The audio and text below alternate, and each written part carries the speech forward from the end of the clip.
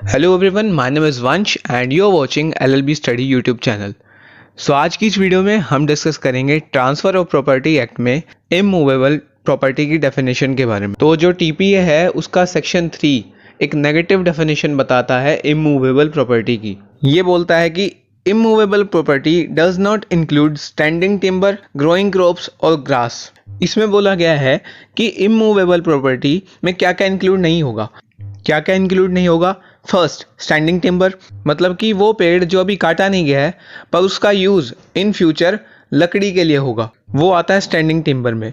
दूसरा, growing crops, जो फसलें उग रही होती हैं जैसे कि गेहूं की फसल, वीट जो हो गया, या फिर जो शुगर केन की फसल, ये आते हैं ग्रोइंग क्रॉप्स में। और तीसरा, जो ग्रास ग्रास जो घास होती है जो चारे की तरह यूज़ होती है, तो ये तीनों ही इमूवेबल प्रॉपर्टी की डेफिनेशन में इंक्लूड नहीं होते। तो ये तीनों तो इंक्लूड नहीं होते, तो फिर होता क्या है इंक्लूड इमूवेबल प्रॉपर्टी की डेफिनेशन में? देखिए, टीपीए को छोड़कर दो एक्ट हैं। First is general clause act and second is registration act. इन दोनों में ही इमूवेबल प्रॉपर्टी की डेफिनेशन बताई गई है। तो इन दोनों एक्ट्स की हेल्प से हम ये देखेंगे कि इमूवेबल प्रॉपर्टी में क्या क्या इंक्लूड होता है। तो इसमें से जो जनरल क्लोज एक्ट है वो कैसे डिफाइन करता है इमूवेबल प्रॉपर्टी को? वो ये बोलता है कि immovable property shall include land, second benefit to arise out of land, and third things attach to the land. तो हमको पता चला कि पहला तो लैंड, जमीन, सेकंड जो बेनिफिट निकल कर आए लैंड में से, थर्ड जो अटैच होती है थिंग्स अर्थ से, पर किन चीज़ों को छोड़कर? Standing timber, growing crops and grass. हालांकि ये चीज़ें अटैच तो होती हैं अर्थ से, स्टैंडिंग टिम्बर भी होता है, ग्रोइंग क्रॉप्स भी एंड ग्रासेस भी, पर टीपीए की डेफिनेशन में इन्हीं तीनों को एक्सक्लूड किया गया है कि ये इमूवेबल प्रॉपर्टी में ये तीनों चीज़ें नहीं आती। तो जनरल क्लोज एक्ट के हेल्प से हमको पता चला कि जो इमूवेबल प्रॉपर्टी है उसमें क्या क्या इंक्लूड होता है। उसमें तीन चीज़ इंक्लूड होती हैं एंड इन तीनों को हम अब डिटेल में स्टडी करते हैं। तो फर्स्ट है लैंड। लैंड किसको बोलेंगे या फिर लैंड में क्या क्या इंक्लूड होगा? देखिए, first, it determinate portion of earth surface. तो जो पृथ्वी का जो सरफेस है उसका एक डिटर्मिनेट, एक फिक्स्ड पोर्शन। जब भी हम कोई लैंड बाय करते हैं तो उसमें एक फिक्स्ड एरिया होता है, एक डिटर्मिनेट पोर्शन होता है, जैसे कि 100 गज या फिर 500 गज या फिर 1000 गज। तो फर्स्ट तो एक determinate portion. Second, the column of space above the surface, मतलब जो वो अर्थ सरफेस है उसके ऊपर का जितना भी एरिया है वो भी लैंड में इंक्लूड होगा। Column of space above the surface का मतलब जो वो सरफेस है उसके ऊपर का जितना भी एरिया है, बेशक आप आसमान तक सोच लीजिए, वो भी इंक्लूड होगा लैंड में। Third, the ground बनीथ the surface. बनीथ का मतलब होता है नीचे, तो उस सरफेस के जो नीचे जितना भी ग्राउंड होगा वो भी लैंड में इंक्लूड होगा। फोर्थ, वो सभी ऑब्जेक्ट्स जो उस सरफेस के ऊपर हैं या फिर नीचे हैं, विच आर ऑन और अंडर दी सरफेस। जो नीचे हैं उस सरफेस के, अंडर दी सरफेस, उसमें इंक्लूड होंगे मिनरल्स। जो उस लैंड के नीचे अगर मिनरल्स मिले या फिर पाए गए वो भी इमूवेबल प्रॉपर्टी के अंदर ही काउंट होंगे। और जो वो सरफेस है उसके ऊपर जो ऑब्जेक्ट्स हैं जैसे कि लेक्स, पॉन्ड्स एंड रिवर्स, ये भी लैंड के अंदर इंक्लूड होंगे। एंड अगर किसी लैंड पर लेक्स, पॉन्ड्स या फिर रिवर इंक्लूड हैं तो उसको बोला जाता है land covered by water. Fifth, जो ऑब्जेक्ट्स रखे गए हैं ह्यूमंस के द्वारा या फिर ह्यूमन एजेंसी के द्वारा उस सरफेस के ऊपर या फिर उस सरफेस के नीचे, ऑन और अंडर दी सरफेस, इस इंटेंशन से कि जो वो ऑब्जेक्ट्स हैं उनका परमानेंट एनेक्सेशन हो सके, मतलब कि जो वो ऑब्जेक्ट हैं वो परमानेंटली अटैच हो सकें उस सरफेस से, तो वो ऑब्जेक्ट्स भी लैंड में ही इंक्लूड होंगे। For example, building, walls and fences. अगर किसी सरफेस पर बिल्डिंग बनाई गई है या फिर दीवार खड़ी की गई है या फिर फेंसेस लगाए गए हैं इस इंटेंशन से कि जो इनका परमानेंट अटैचमेंट हो सके, तो उनको भी लैंड का ही पार्ट माना जाएगा एंड वो भी लैंड में इंक्लूड होंगे। तो second, benefit to arise out of land. जो भी बेनिफिट होते हैं या फिर कोई भी इंटरेस्ट होता है प्रॉपर्टी पर, वो भी इमूवेबल प्रॉपर्टी के अंदर ही इंक्लूड होता है। फॉर एग्जांपल, राइट ऑफ वे। अगर कोई जो प्रॉपर्टी है ट्रांसफ़र होती है, कोई लैंड ट्रांसफ़र होता है, तो राइट ऑफ वे भी ट्रांसफ़र होगा। जो उस प्रॉपर्टी में आने जाने का रास्ता है वो भी ट्रांसफ़र होगा। ऐसे ही राइट ऑफ लाइट है जो, या फिर जो फेरीज का राइट है, किसी लैंड पर कोई चीज़ कैरी करने का राइट, या फिर जो राइट ऑफ फिशरी है, किसी लैंड पर मछली पकड़ने का राइट है, ये सब भी जब इमूवेबल प्रॉपर्टी ट्रांसफ़र होती है तो ये राइट भी, ये बेनिफिट भी उस प्रॉपर्टी के साथ ट्रांसफ़र होते हैं। इसके अलावा डेट होता है जो मॉर्गेज के द्वारा सिक्योर्ड होता है, मतलब कि अगर कोई प्रॉपर्टी गिरवी रखी है, मॉर्गेज करी है, तो जो लोन लिया होगा उस प्रॉपर्टी को मॉर्गेज करवा के, गिरवी रखवा के, वो भी उस प्रॉपर्टी के साथ ही ट्रांसफ़र होता है। तो मतलब कि अगर किसी प्रॉपर्टी पे डेट होता है एंड उस प्रॉपर्टी को किसी और को ट्रांसफ़र कर दिया जाए, तो जिसने वो ली है प्रॉपर्टी, जो ट्रांसफ़र ही है, उसको वो डेट भी ट्रांसफ़र होता है, उसका ये ऑब्लिगेशन बन जाता है कि वो उस डेट की पेमेंट करे। तो अभी तक हमने 2 पॉइंट देखे। पहला, लैंड, अगर कोई इमूवेबल प्रॉपर्टी ट्रांसफ़र होती है तो जो लैंड में जो ऊपर मैंने बताए 5 पॉइंट, वो सब चीज़ें भी उस लैंड के साथ ट्रांसफ़र होगी। दूसरा, अगर कोई बेनिफिट होते हैं या फिर इंटरेस्ट होता है लैंड में, वो भी अगर ट्रांसफ़र कर रहे हैं प्रॉपर्टी का, तो वो बेनिफिट्स या फिर इंटरेस्ट भी उस प्रॉपर्टी के साथ उस ट्रांसफरी को जाते हैं या फिर ट्रांसफ़र होते हैं। तो 2 पॉइंट हमने डिस्कस करे।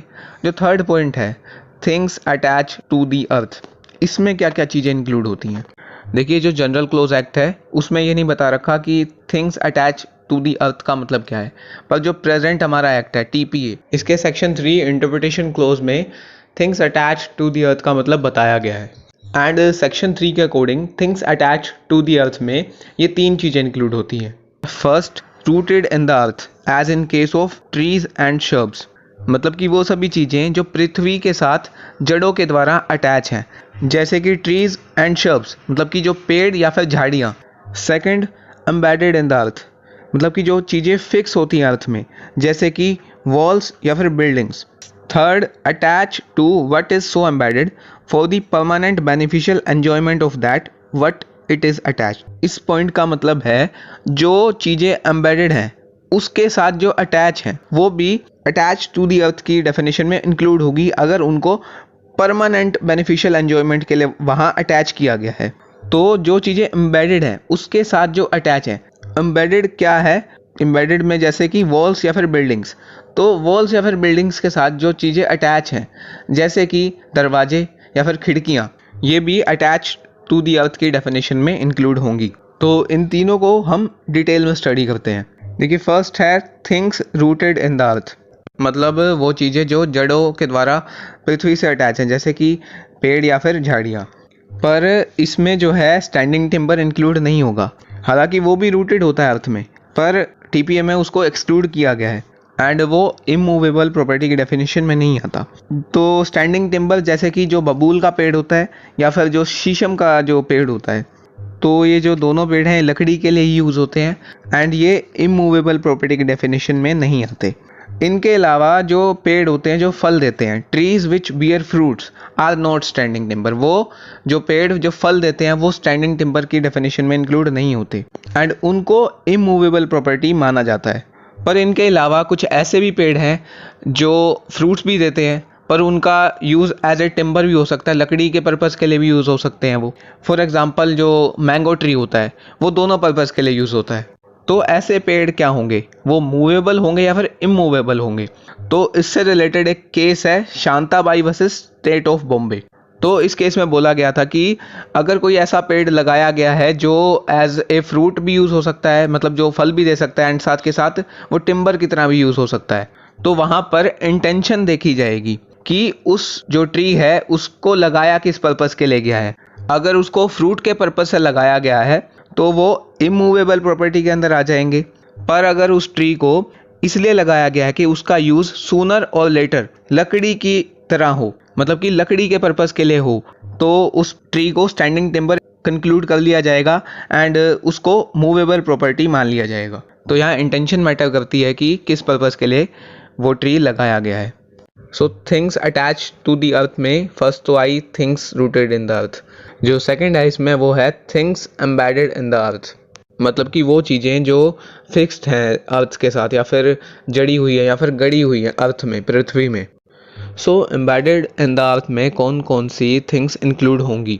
डायरेक्ट में लिखा गया है कि वॉल्स एंड बिल्डिंग्स जो है एम्बेडेड इन द अर्थ की डेफिनेशन में इंक्लूड होंगी, पर हर चीज़ जो एम्बेडेड है अर्थ में वो इसकी डेफिनेशन में, वो इसके मीनिंग में इंक्लूड नहीं होगी। फॉर एग्ज़ाम्पल एंकर, जो एंकर होता है जिसका पर्पस होता है कि वो शिप को होल्ड करके रखे, शिप को रोक के रखे, वो भी एम्बेडेड होता है अर्थ में, पर वो यहाँ थिंग्स एम्बेडेड इन द अर्थ में इंक्लूड नहीं होगा। तो क्या चीज़ जो है एम्बेडेड इन द अर्थ में इंक्लूड होगी एंड क्या चीज़ एम्बेडेड इन द अर्थ में इंक्लूड नहीं होगी, ये सर्कमस्टांस पे डिपेंड करता है, अलग अलग केस के। एंड उन सर्कमस्टांसेस में से भी मेनली 2 सर्कमस्टांसेस पर। एंड जो ये दोनों सर्कमस्टांसेस हैं ये इंटेंशन को इंडिकेट करते हैं। मतलब मेनली जो है ये दोनों सर्कमस्टांसेस मेनली जो है इंटेंशन को शो करते हैं। तो पहला सर्कमस्टांस है इसमें द डिक्री और मोड ऑफ एनेक्सेशन, मतलब कि किस तरीके से कोई चीज़ अर्थ से अटैच की गई है या फिर ज्वाइन की गई है, उसका मोड क्या है।